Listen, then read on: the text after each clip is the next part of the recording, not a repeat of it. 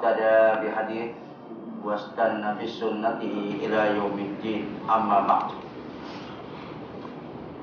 Kaum muslimin dan muslimat yang dihormati dan dikasihi sekalian, baik adapun pada malam ini insya-Allah kita berpindah ke muka surat 1220. Muka surat 1220 jilid yang ketiga, kitab Nailul Awtar. Baik. Bab orang-orang yang hatinya perlu ditundukkan, yang dipanggil dalam Al-Quran mu'allafatu qulubuhum, iaitu di antara asnaf yang berhak menerima zakat, orang yang hatinya perlu ditundukkan. Dalam bahasa Qurannya panggil mu'allafatu qulubuhum, yang dikenali dengan lain tak bukan mu'allaf. Mu'allaf. Baik.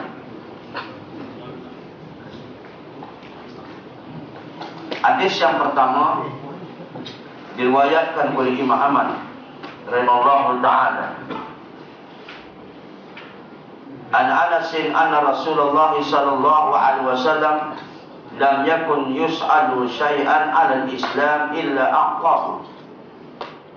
Qala fa'atahu rajulun fa'asalahu fa'amara lahu bi syai'in katsirin baina jabalain min sya'i sadaqah. Qala faraja'a ila qaumi wa qala ya qaum aslimu fa inna Muhammadan yu'ti 'ata'an ma lam yakhshal faqata. Baik. Maksudnya dari Anas, sesungguhnya Rasulullah sallallahu alaihi wasallam tidak pernah dari Anas, sesungguhnya Rasulullah sallallahu alaihi wasallam tidak pernah dimintai sesuatu atas nama Islam, melainkan pasti memberinya. Anas berkata, begitulah kemudian ada seorang laki-laki datang kepadanya minta sesuatu, maka dia perintahkan supaya diberikan kambing yang banyak dari kambing-kambing sedekah yang berada di antara dua gunung. Anak berkata, lalu dia kembali kepada kaumnya sambil berkata, hai kaumku, masuklah Islam, masuk Islamlah kalian, kerana Muhammad suka memberikan kepada orang-orang yang tidak takut kelaparan. Jadi kita adiknya kaum muslimin dan muslimat kalian, kata Anas radhiyallahu anhu, ada Nabi sallallahu alaihi wasallam, iaitu memberikan sedekah ni apa saja kalau disebutkan nama Islam. Asal orang tu menyebutkan bahawa aku ni nak buat kerja Islam, Rasulullah turun. Dan ada seorang lelaki, kata Anas bin Malik radhiyallahu anhu, dia berkata kepada Nabi sallallahu alaihi wasallam dan kerja dia, kaum dia ni siapa dia ni? Seorang lelaki. Kaum dia ni tak masuk Islam lagi. Kaum lelaki ni tak masuk Islam lagi. Maka akhirnya kaum muslimin dan muslimat kalian, lelaki itu kata, minta pada Nabi, kalau diberikan sedekah mungkin kaum dia boleh masuk Islam. Itulah anda lelaki tersebut. Lalu akhirnya Rasulullah sallallahu alaihi wasallam berkata pada lelaki tersebut, ambillah kambing-kambing sedekah ni yang berada di antara dua bukit. Banyaklah kaum muslimat. Lalu akhirnya bawa dua kambing di antara dua bukit tu kaum muslimin dan muslimat kalian, lalu berkata kepada kaumnya, wahai kaumku, masuklah kamu ke dalam Islam. Sesungguhnya Muhammad suka memberi kepada orang-orang yang tidak takut kelaparan. Jadi di sini kaum muslimin dan muslimat kalian, satu dalil yang inilah yang diambil oleh Al-Imam Syafi'i. Satu dalil, jikalau sekiranya orang yang kafir itu, dia kafir, boleh tak diberikan zakat kepadanya? Maka di sini berdasarkan pada dalil yang di atas, kata Al-Imam Syafi'i dan Imam Ahmad pun mengatakan demikian, iaitu kalau diberikan harta zakat kepada orang kafir yang dia boleh jinak kepada Islam, yang dia boleh masuk Islam, maka boleh diberikan harta zakat tersebut. Itu sebab Rasulullah sallallahu alaihi wasallam membenarkan lelaki itu mengambil zakat kambing di antara dua bukit, bawa ke kaum dia, yang kaum dia tidak Islam. Baik. Jadi kalau dimasukkan mu'allafatu qulubuhum ni, selalunya kita bicarakan dalam kitab-kitab fiqh untuk orang Islam yang baru masuk Islam. Maka di sini terang, bukan sekadar orang Islam, orang yang kafir untuk dijinakkan hati yang Islam, termasuk mu'allafatu qulubuhum. Orang-orang yang tidak takut kelaparan itu apa maksud? Apa dia? Iaitu Nabi Muhammad SAW cukup memberi kepada orang-orang yang tidak kelaparan. Apa maksud dia? Yang tidak takut kelaparan. Iaitu Rasulullah SAW memberi kepada orang yang Rasulullah dia tak takut akan kelaparan. Beri saja. Masuk dalam harta, diberi. Kita ni kaum muslim, kalau aku berikan kepada budak aku, betul-betul tak cukup pun bagian aku. Rasulullah tak ada cerita macam tu, memberi.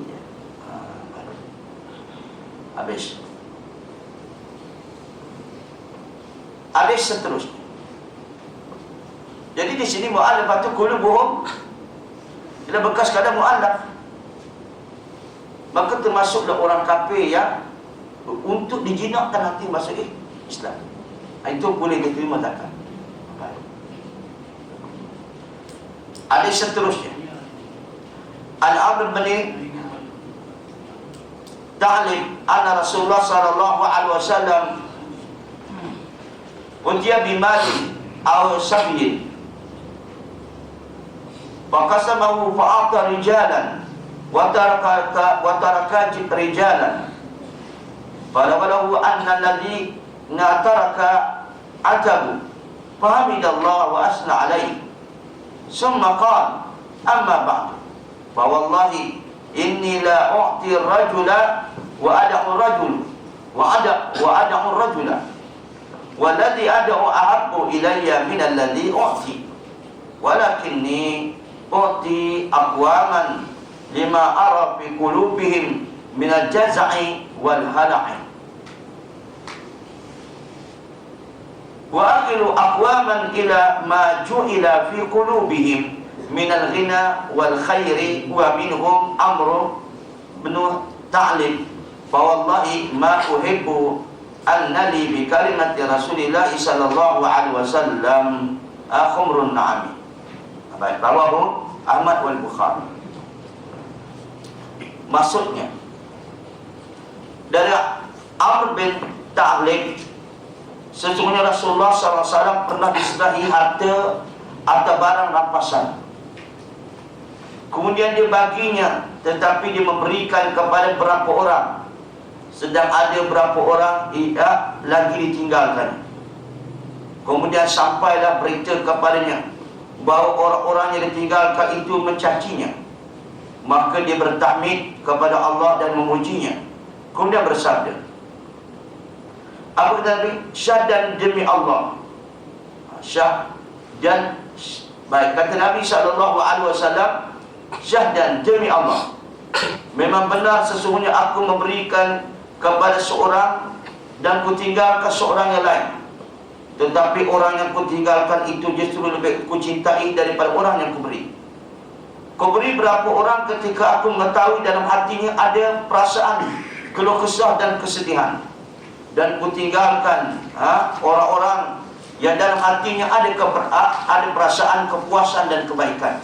Di antara Amr bin Ta'lim, Amr berkata, demi Allah aku tidak sudi dikatakan bahawa aku mempunyai unta yang bagus-bagus lantaran perkataan Nabi SAW. Apa maksud gini cerita dia, no? Ini banyak kisah berlaku lah. Di antaranya adalah kaum muslimin dan muslimah kalian, di dalam pembagian zakat, dalam pembagian harta rampasan perang, kadang-kadang Rasulullah SAW membagikan kepada orang tertentu dan meninggalkan kepada orang yang tertentu. Selalunya kadang-kadang macam tu. Sebagaimana satu peristiwa yang termaktub dalam hadis. Ingat tak cerita Perang Hunain? Tak ingat? Tak ingat, jadi cerita pula. Ayah mak ingat tak? Tak ingat. Nampak gaya memang tak ingat. Dalam peperangan Hunain, kaum muslimin dan muslimat kalian, Rasulullah dapat kemenangan besar. Apabila balik di perang Hunain itu dapat perang besar, lalu Rasulullah SAW mengumpulkan harta di satu tempat namanya Ja'ranah. Ja'ranah. Bawalah harta rampasan perang yang dia punya. Sebab perang Hunain perang besar. Sebab Nabi memeluk kaum muslim berperang dengan 10,000 tentera. Ramai tak ramai? Ramai kaum muslimin dan muslimat. Sebabnya ialah pakatan orang musyrik Taif dan orang musyrik Tanah Arab. Bila Rasulullah SAW dapat tawan Mekah, mereka berkata, sudah tentu Muhammad akan meluaskan infayah, iaitu meluaskan luar Mekah. Jadi orang musyrik yang di Taif yang semua dia mempakat, baik kita serang Muhammad. Rasulullah dengar cerita itu. Lalu Rasulullah keluar, maka kaum muslimin dan muslimat akan bertemu dengan orang musyrik di satu tempat namanya Hunain. Lalu berlaku apa perang Hunain. Dalam perang Hunain itu Nabi dapat kemenangan besar. Maka harta rampasan perang dibawa bila sampai ke satu tempat namanya Ja'ranah. Ja'ranah. Lalu Nabi membagikan tidak seperti mana yang selalu dibagikan. Itu disebut dalam hadis ni. Rasulullah bagi pada orang ni, Rasulullah tinggalkan orang ini. Di antaranya kaum muslimin dan muslimat kalian tersebut dalam hadis itu, Rasulullah memberikan 100 ekor unta kepada Aqra' bin Habis. Inilah ketua bahasa Arab. Rasulullah memberikan kepada Uyainah bin Hisnin 100 ekor unta. Rasulullah membagikan kepada pembesar-pembesar Arab yang lain. Supaya Aqra', supaya bin Habis, Uyainah bin Hisnin dan begitu juga pembesar Arab bawa balik 100 ekor unta ni kepada kaum dia, yang kaum dia tidak masuk Islam. Dan masuk Islam. Semoga kaum dia masuk Islam. Jadi memanglah dapat pertikaian. Ada seorang lelaki dia jumpa dengan Ibnu Mas'ud radhiyallahu anhu sampai berkata, "Ya Ibnu Mas'ud, pembagiannya Rasulullah buat ni yang bagi pada orang 100, orang lain tak dapat, adalah satu pembagian yang tidak direzeki oleh Allah." Boleh dia kata Nabi buat tak direzeki oleh Allah Ta'ala? Ya Allahu Akbar, muslimin dan muslimat. Ada juga orang panggil gitu kan? Apa dia buat lebih baik pada Nabi? Berat juga. Memang. Jadi apa yang berlaku? Ibn Mas'ud kata, aku akan ceritakan pada Nabi SAW. Lalu Ibn Mas'ud cerita. Bila cerita kamu Rasulullah merah muka. Dalam dia kata kasut, maksudnya merah dalam muka Nabi putih merah. Lalu Nabi kata, kalau sekiranya Allah dan Rasulnya tidak dianggap adil, siapa lagi boleh dianggap adil? Rasulullah marah. Dan Rasulullah bersabar. Dia teringatkan kisah Nabi Musa. Nabi Musa lebih hebat kerana umatnya daripada umat Nabi sendiri. Nabi bersabar. Nabi Musa bersabar. Kata Nabi, aku kena bersabar juga. Kata Ibn Mas'ud, lepas ni aku tak ceritalah pada Nabi, kerana Nabi cukup sensitif dalam masalah itu. Jadi kaum muslimin dan muslimat kan, kita tengok dalam hadis ni ada orang petikai. Lalu kata Nabi SAW, aku lebih suka memberikan harta ini kepada seseorang yang aku nampak ada kebutuhan dan keperluan, daripada orang yang mana meminta-minta pemberiannya. Kecualilah seorang dari kalangan sahabat aku, kata Nabi, Amr bin Taqlib, yang dia tak ada minta apa-apa. Lalu bila Nabi sebut nama dia, kata Amr bin Taqlib, aku lebih sedap mendengar kata Nabi daripada aku memiliki unta-unta yang bagus-bagus belaka. Faham tak? Jadi kisah ni kaum muslimin dan muslimat kelak. Rasulullah pun memberikan bukan sekadar sedekah, harta rampasan perang pun kepada orang nak dijinakkan hatinya. Kadang-kadang bukan orang itu bukan Islam, cuma ketua dia yang Islam. Baik. Okey, Syarif berkata, dua adik di atas menunjukkan dibolehkannya menundukkan hati orang yang iman itu belum mantap dengan harta zakat. Betul tak? Zakat boleh. Jadi kaum muslim ini ada dahulu, imannya belum mantap. Jadi satu pertikaian. Kalau orang tu dah Islam tapi imannya tidak mantap, imannya lok-lok. Betul tak? Jadi boleh tak dia berikan zakat pada dia? Boleh tak boleh? Boleh. Walaupun dia sudah Islam, boleh faham itu? Untuk dijinakkan hatinya. Baik, kita bicarakan banyak. Kalau tuan-tuan buka kitab asal ya, bahkan boleh diberi zakat kepada apa? Pada penjahat atau kutak muntarik, penjahat-penjahat. Kalau diberikan zakat kepada mereka, mereka tidak melakukan kejahatan lagi pun boleh. Itu mu'allafatu qulubuhum ni dia panjang ceritanya, bukan sekadar untuk orang Islam, orang bukan Islam yang masuk Islam saja. Dan itu kalau ikut pendapat ulama, kalau kita bentang kita asal dalam autar ni, kalau orang tu dia jahat, lalu kita berikan duit zakat kepada dia untuk mengurang kejahatannya atau ditakwa jahat pun boleh. Baik. Apa ya? Okey. Itu masuk mu'allafatu qulubuhum. Selalu kita faham mu'allaf ialah orang fikiran kita ni, mu'allaf ni kaum muslim semua kata mu'allaf. Kalau Cina masuk Islam, India masuk Islam, itu mu'allaf dah kelak. Walaupun orang buat pegang Islam pun mu'allaf dulu. Betul tak? Kalau Cina tidak pegang dah kaum benda Islam mantap daripada orang Islam yang lain. Tapi pada teman kita kena Cina ni tu Islam mu'allaf juga. Itu juga ni. Macam orang kata kaum muslimin semua, itu kisah benar pada bulan lepas. Sedap pergi main-main. Ustaz Usiji pun mari juga. Ustaz Usiji mari juga. Lalu tempat dia kata, mari dah mu'allaf tu. Boleh dia kata Usiji mu'allaf. Betul.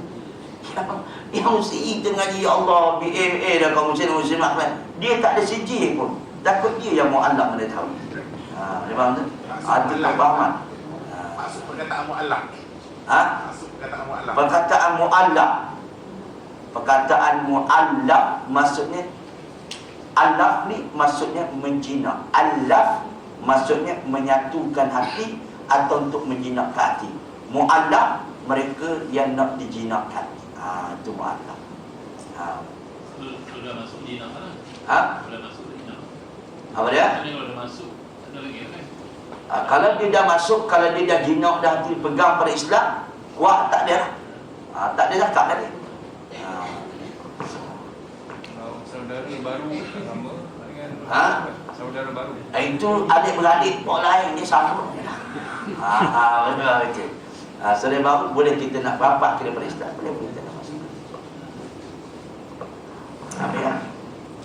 Alaf ni maksudnya ialah, kan dalam Quran ada sebut, wa'tasimu bihablillahi jami'an wa la tafarraqu wadhkuru ni'matallahi 'alaikum iz kuntum a'da'a fa'allaf. Maksudnya maka disatukan, maksudnya untuk dijinakkan. Yang seterusnya, firman Allah tentang hamba meliputi hamba, mukatab dan lainnya.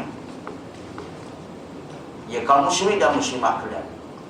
Ada disebut dalam Quran kaum muslimin dan muslimat kalian dalam bab orang yang terima zakat ni, iaitu hamba. Hamba ni diterbagi pada dua. Pertama, hamba mukatab. Apa itu hamba mukatab? Hamba mukatab, hamba yang dijanjikan oleh tuannya untuk dimerdekakan. Itu mukatab. Contohnya kata tuannya, kalau kau nak merdeka, engkau carilah 5,000. Kalau kau dapat 5,000, aku merdekakan kau. Jadi hamba itu dengan mukatab. Baik. Yang kedua, hamba yang tidak mukatab, yakni hamba yang mana tidak dijanjikan oleh tuannya kemerdekaan. Baik. Sekarang ni firman Allah tentang hamba, meliputi hamba, mukatab dan lainnya. Baik. Hadis dalam bab ini, wa qala Ibnu Abbas, la ba'sa an ya'tika min zakati malihi, zakarahu anhu Ahmad wal Bukhari. Ibnu Abbas berkata, tidak mengapa seorang memerdekakan hamba dengan zakat hartanya. Maksud dia kaum muslimin dan muslimat kan?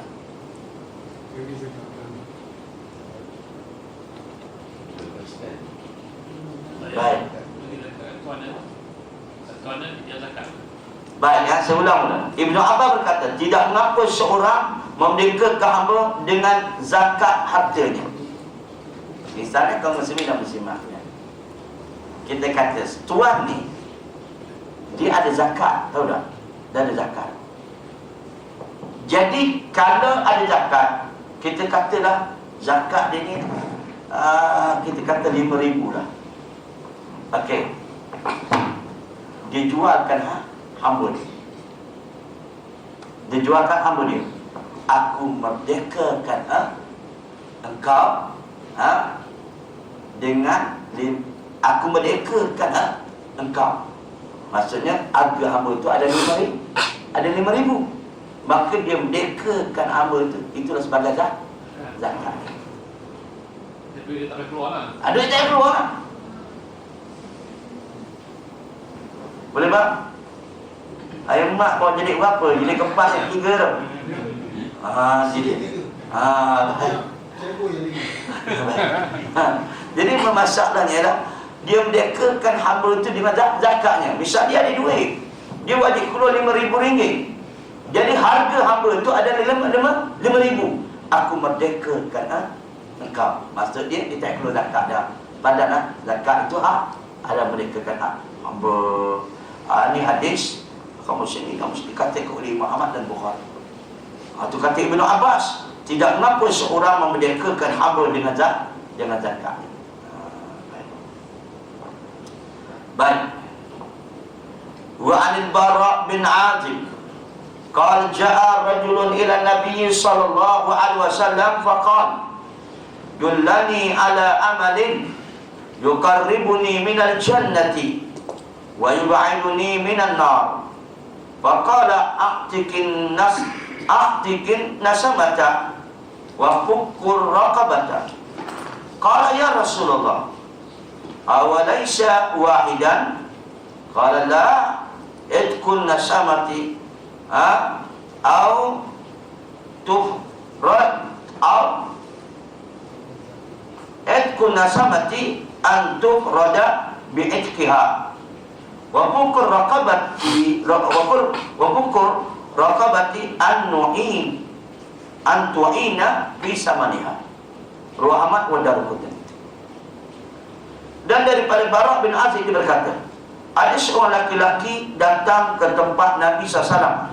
Lalu dia berkata, tunjukkanlah aku, wahai Rasulullah, satu perbuatan yang dapat mendekatkan aku ke surga dan menjauhkan aku dari neraka. Maka bersabda Nabi SAW, merdekakanlah hamba dan lepaskan perhambaan. Okey, itu nanti kita bincang. Bara' bertanya, ya Rasulullah, bukankah keduanya itu sama? Apa maksud merdekakan hamba dan lepaskan perhambaan? Ia menjawab, tidak. Memerdekakan hamba itu ialah memerdekakan dengan sendirinya. Sedangkan melepaskan perhambaan itu berarti engkau memberikan pertolongan kepada hamba itu untuk menebuskan dirinya. Boleh faham tu? Okey. Maksudnya, adakah sama ya Rasulullah memerdekakan hamba dengan melepaskan hamba? Nabi kata tak sama. Kalau mana merdekakan kamu, kamu merdekakan begitu.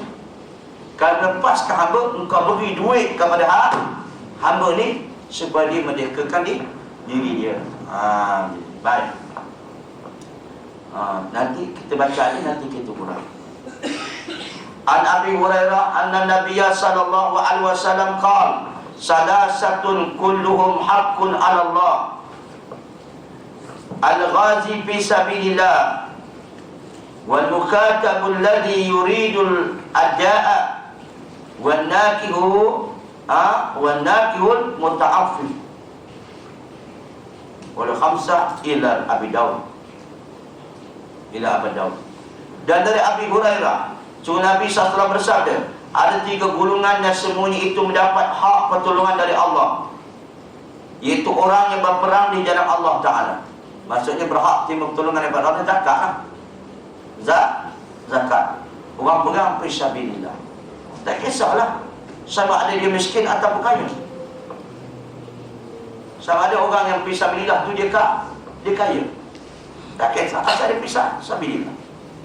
Itu sebabnya Rashid Redha dan Syekh Abdul Qadir Audah, ini semua di kalangan ulama-ulama Mesir, dia menterjemahkan fisabilillah ni. Dia kata termasuklah menuntut ilmu, termasuklah untuk meninggikan syiar Islam. Kalau orang menuntut ilmu di fisabilillah, sedangkan ayah dia adalah kaya, ayah dia kaya dan dia orang kaya, tapi dia fisabilillah, maka boleh diberikan harta zakat itu. Boleh faham itu? Jangan bergaduh kalau buat. Kan Abu Bakar radhiyallahu anhu, orang kaya tak? Rasul kaya tak? Kaya, tapi boleh diberikan zakat dan fisabilillah. Mana boleh kaya? Kali dia masuk dalam puak itu. Itu kena cerdik dah kamu. Itu bergaduh tu. Kenapa anak esko boleh zakat? Sedangkan mana anak esko tu dia fisabilillah. Tak kisah. Apa sila? Menuntut ilmu. Apalah menuntut ilmu? Bukan sekadar ilmu yang dia katakan orang panggil agama. Apa ilmu lah? Engineer ke, doktor ke, itu ilmu juga. Tapi dia ilmu fardu kifayah. Betul. Maka boleh terima zakat. Tak ada masalah. Walaupun dia anak yang tua agung sekalipun, boleh, tak ada masalah. Baik, yang seterusnya, wal mukhatabul ladzi yuridul ada', dan seorang hamba saya yang akan menebuskan dirinya, yang berniat akan menunaikannya. Wan nakihu al muta'affif, dan seorang yang kahwin dengan niat untuk dapat menjaga dirinya. Maksudnya, dan seorang yang kahwin dengan niat untuk dapat jaga dirinya. Bolehlah kaum muslimin dan muslimat ya. Maksudnya apa dia? Orang yang kahwin yang mana dengan niat untuk menjaga diri dia, ialah kaum maksud ialah kaum muslimin dan muslimat kalian. Bila dia ni berkahwin ataupun dia nak kahwin, kaum muslimin dan muslimat kalian, jadi untuk menampungkan kehidupan diri dia yang dia tak mampu, boleh, tak ada masalah. Ini jelaslah kaum muslimin dan muslimat. Kita buat contoh lain, mudah-mudah ada contohnya. Ada satu ulama di Malaysia ni terkenal di dunia. Nama dia Haji Abbas. Pernah dengar tak nama dia Haji Abbas? Dia orang Terengganu lah. Anak murid dia Turun Aziz, Turun Jadi, Otak Rantai, anak murid dia lah. Dan dia mengaji di India. Mula mengaji muka mengaji di India. Dan hingga mufti Mesir memuji dia. Nama dia Haji Abbas. Memang ilmu hebat lah. Kamu ingatan dia, tapi dia mati dah. Dia kata beginilah, dia kalau sekiranya dia maksudnya kita seorang bapa, anak kita ni dia dah berkahwin dah, beri zakat kepada anak dia yang berkahwin itu. Atas dasar inilah Umar Ibn Aziz, kaum muslimin dan muslimat kalian, yang dikatakan oleh Imam Ahmad, tidak adalah perkataan salafus salih yang boleh menjadi hujah kepada hukum melainkan perkataan Umar Ibn Aziz, kata Imam Ahmad Ibn Hanbal. Itu sebab Muhammad bin Abbas, kaum muslimat kelas, kalau orang tu dia nak kahwin semua, dia tak tahan dah nafsu dia. Ya. Miskin, bukan miskin. Gue orang miskin kena dapat tikai lah. Itu ni masalah dia dapat tikai juga orang miskin kan. Jadi dia dua bab kahwin. Misal orang tu dia kahwin, kamu sini nak kahwin sangat, tapi dia ni kalau tak kahwin memang dia tak ada jaga diri dia. Masa dia jerumus berkena zina, lalu dia kata aku nak kahwin, berilah berzakat pada aku. Ini adalah boleh.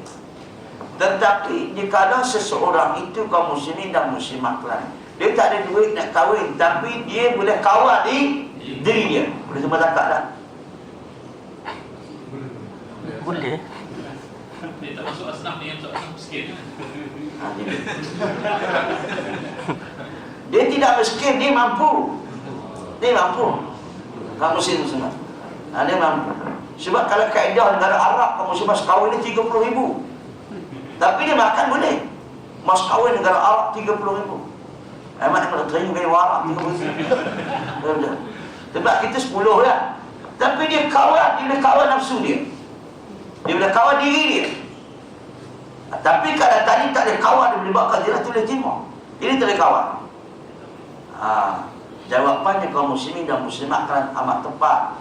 Jikalau sekiranya boleh dengan syarat orang yang berhak menerima zakat dia tak nak ambil tuntutan hak dia, maka baru diserahkan kepada mereka yang kau dia tak mampu nak berkahwin. Dia faham? Orang miskin beri zakat, dia kata kami tak nak dah. Dan orang yang berhak menerima zakat, kami tak nak dah. Akhirnya dia tak nak beri dia zakat, dia kata tak nak dah kaum muslim muslimat pelan. Maka dari simpanan Baitul Mal, maka bolehlah diberikan kepada orang yang dia nak kahwin tadi. Inilah fatwa yang dikemukakan oleh Umar Ibn Aziz. Boleh betul. Tapi kalau misalnya orang yang miskin dia masih menuntut hak dia, maka tak boleh beri. Boleh faham ke? Cantik. Umar Ibn Aziz ni cantik. Dia berlaku kau mesti terkenal Umar. Orang miskin, duit Baitul Mal banyak, orang miskin beri hak dia, dia tak ada. Lalu Umar Ibn Aziz kata nak buat macam mana? Jadi dia berikan kepada pemuda-pemuda yang mana nak berkahwin, dia tak mampu, maka dia ambil harta zakat. Dengan syarat orang miskin, dia tak nak ambil hak dia. Tapi zaman gitu bila kita nak bertemu. Zaman Umar bin Aziz orang miskin tak ada hak. Zaman kita ni, dia beri 10 kali orang miskin, nak semua. Tanya lagi, bila lagi nak beli? Betul tak? Zaman kita tak menyaman, tak nak rasa. Itu sebabnya ini bukan cerita politik, tapi cerita kaum muslim dan muslimat kan di tempat lain. Ada di dulu ya, wallahu a'lam Islam di wilayah memberikan fatwa daripada Baitul Mal. Boleh tak ambil duit Baitul Mal selama di wilayah ni untuk diberikan kepada orang yang nak berkahwin? Tahu tak? 6,000 setiap orang. Dia beri 6,000 setiap orang. Jadi masalahnya itu sekadar fatwa. Jadi masalahnya, ya Umar aja kata, kalaulah orang yang miskin, orang yang ada hak, dia tak nak ambil hak dia, barulah kita agihkan kepada mereka. Ini kaum muslimin yang miskin, orang miskin nak tahu hak dia. Banyak rancangan bersamamu. Banyak lagi. Kenapa mudah beri fatwa? Ialah kepada orang kaum muslim nak beri 6,000. Kalau duda dan janda yang kahwin kaum muslim, dia pakat 6,000 seorang, 12,000. Betul. Padahal dia kena lagu tu. Tak kena lah. Cuma bin Umar boleh kata orang itu nak berkahwin saja. Dia tak mampu boleh beri. Tapi kalau nak tambah 2, itu tak sah dah berilah. Sorang pun tak dapat nak tambah 2 apa. Habis nak? Untuk ilmu ni kan? Untuk ilmu ni, bapak boleh bagi anak juga? Ya. Bab menuntut ilmu. Untuk meluaskan pengetahuan, boleh tengok dalam kitab Fiqh Sunnah, dikarang oleh Syed Sabiq. Kitab Ikhtiyarat, dikarang oleh Ibn Taimiyah. kitab Majmu' Syarah Muwazzab dikarang oleh Al-Imam Nawawi. Kata mereka ni ulama-ulama dia muslim, kalau sekiranya anak itu sudah balik, anak itu sudah balik, dan mereka ini menuntut ilmu, maka kalau ayah itu ada duit zakat, boleh beri kepada anak dia. Boleh beri kepada anak. Boleh. Kalau sudah balik. Kalau belum balik itu tanggungan kita dah. Tapi ayah kita ni cukup baik, bukan sekadar balik. 3 kali balik boleh tanggung habis. Balik pertama 15 tahun, balik kedua 30 tahun, balik kedua 3, 4, 5 tahun. Betul-betul. Itu boleh. Syarat dia sudah balik, kita boleh beri zakat kepada anak. Boleh. Lagi pun sebagaimana yang kita bicarakan pada hadis-hadis yang lepas, walaupun benda ini pertikaian ahli ulama, ada mengatakan benda ini sedekah sunat dan sebagainya. Ada ulama lain kata tidak, memang zakat.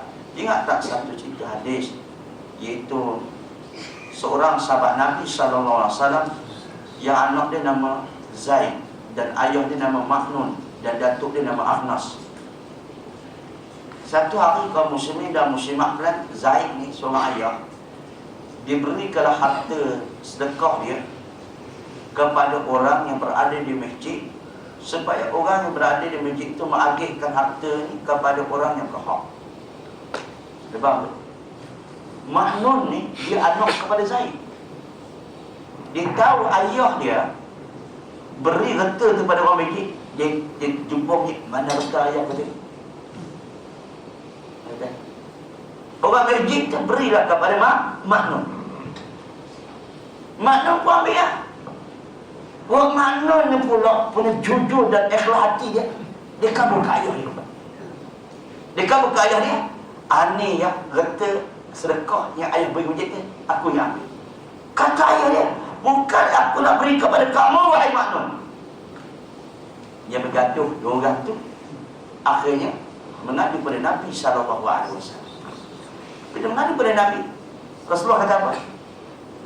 Rasulullah menyesal secara ringkas, laka ma nawaita ya Yazidu wa laka ma akhadtu ya ma wa laka ma akhadta wa laka, kata apa ni, kata Nabi SAW, engkau apa yang kau niatkan wahai Yazid, wa laka ma akhadta ya Maknun, engkau apa yang kau ambil.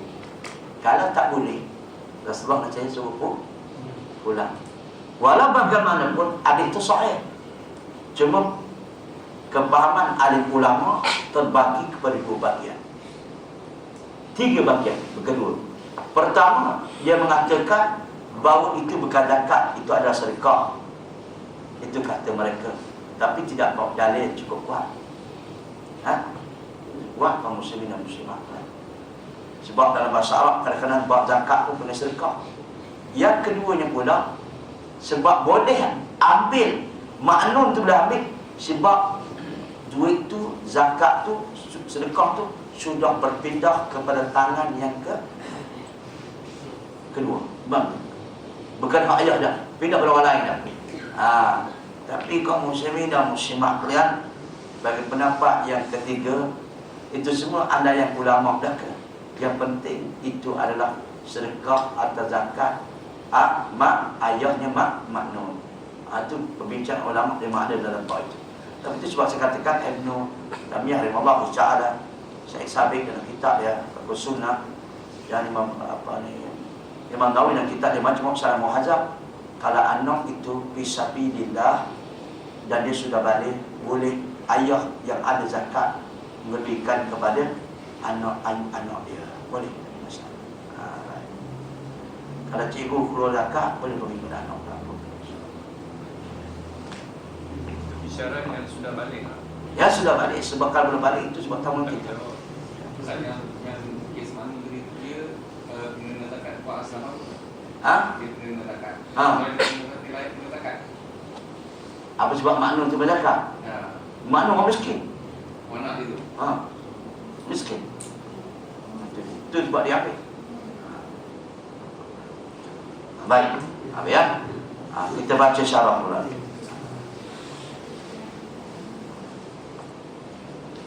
Penjelasan. Syarih berkata, ulama-ulama berbeza pendapat tentang masuk firman Allah Ta'ala. Apa nak? Wa fil riqab. Wa fil riqab. Apa dah masalah riqab? Iaitu bahawa orang yang layak untuk berzakat ialah hamba-hamba. Jadi kebanyakan kaum muslimin, kalau kita lihat kalau kita belajar, dia kata hamba yang berhak berzakat ni hamba dijanjikan oleh tuannya untuk dimerdekakan. Hamba mukatab. Itu sebabnya Al-Imam Syaukani dia kata, tak ada dalil nak katakan mukatab saja.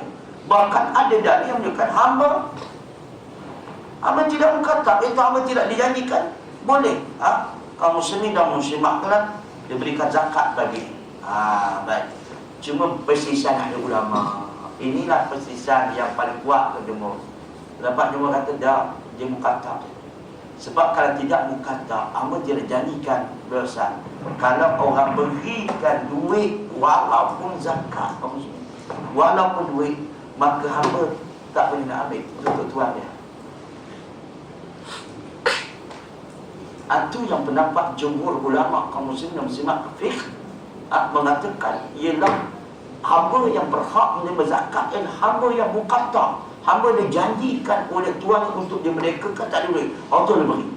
Tapi kalau tidak mukatab, beri macam tu. Walaupun kita beri ke hamba. Macam ni dah saya buat contoh kaum muslimin. Saya ada hamba. Contohlah, saya ada hamba. Tiba-tiba Ustaz kata, Ustaz, pinjam hamba sekejap. Suruh mesej rumput rumah dia. Saya kata ambil lah. Hamba pun mesej dah rumput. Ustaz beri RM30 upah pada hamba. Hamba tu tak ada ambil RM30 tu. Dia kena beri pada tuan dia. Jadi permasalahannya bukan boleh ke hamba, boleh ke tuan. Atau itulah kata jumhur, kata pendapat kalau ulama kaum muslimin, dia bukan hamba yang mukatab. Kalau mukatab, dia kata mukatab tak boleh tengok. Macam kuat tak ada orang jumhur. Tapi Imam Syaukani rahimahullah ta'ala kata, tengok, tidak dimasukkan hamba mukatab.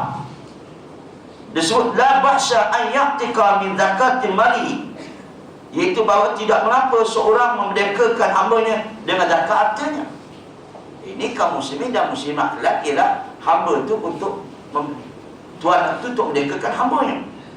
Tapi kalau tengok adik lain kaum muslimin dan muslimat kan semua kuat itu belakang.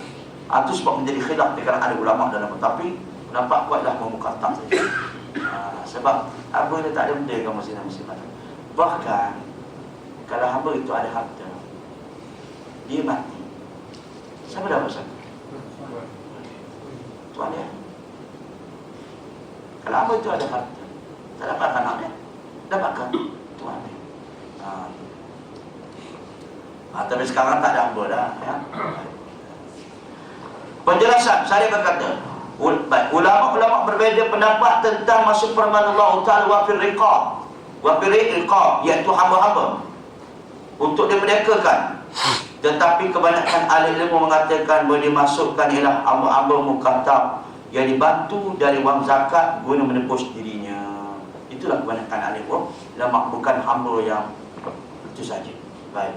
Tapi riwayat dari Ibnu Abbas, Hasan Basri, Malik, Ahmad bin Hanbal, Abu Thawr, itu Sufyan Al-Thawri, Abu Ubaid dan Imam Bukhari serta Ibnu Munzir condong kepadanya bahawa dimasukkan ayat itu ialah wang zakat itu digunakan untuk membeli hamba lalu merdekakannya.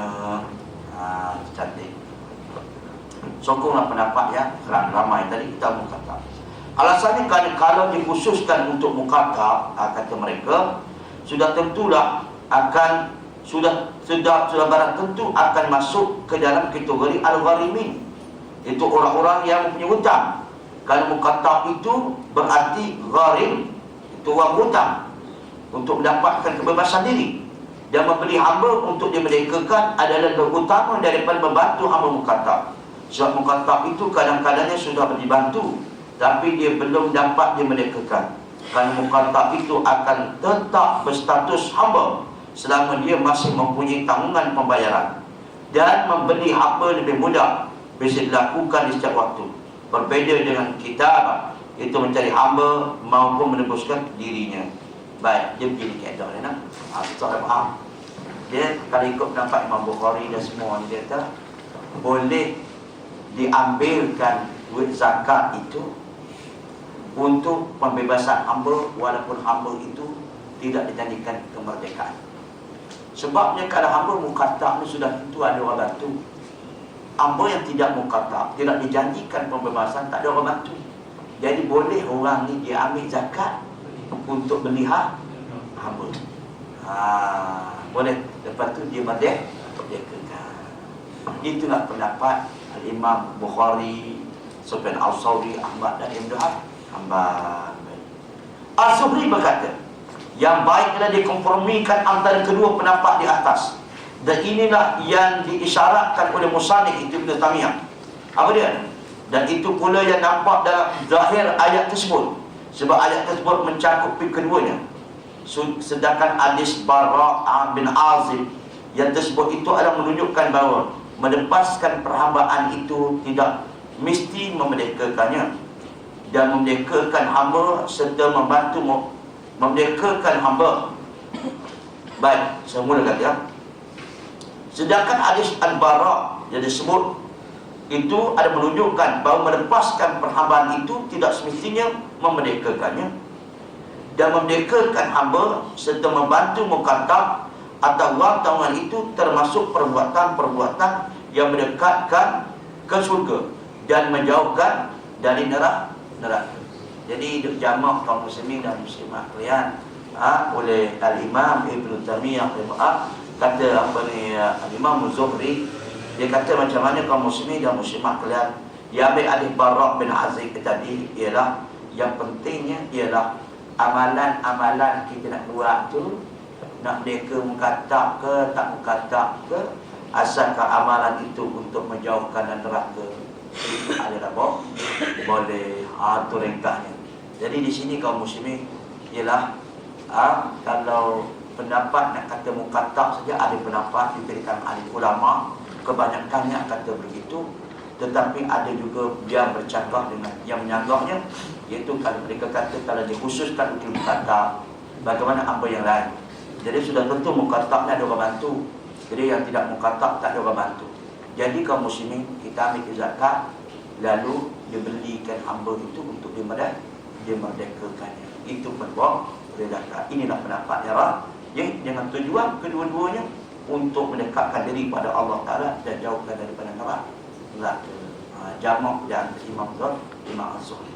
Baik. Dan sebenarnya orang-orang yang mempunyai hutang al-gharimi, sudah muslimin, hutang apa kau orang ni dia boleh terima zakat. Faham betul? Jadi kaum muslimin dan muslimat, kalau orang itu dia berhutang, okey, orang berhutang ni dia layak untuk terima zakat.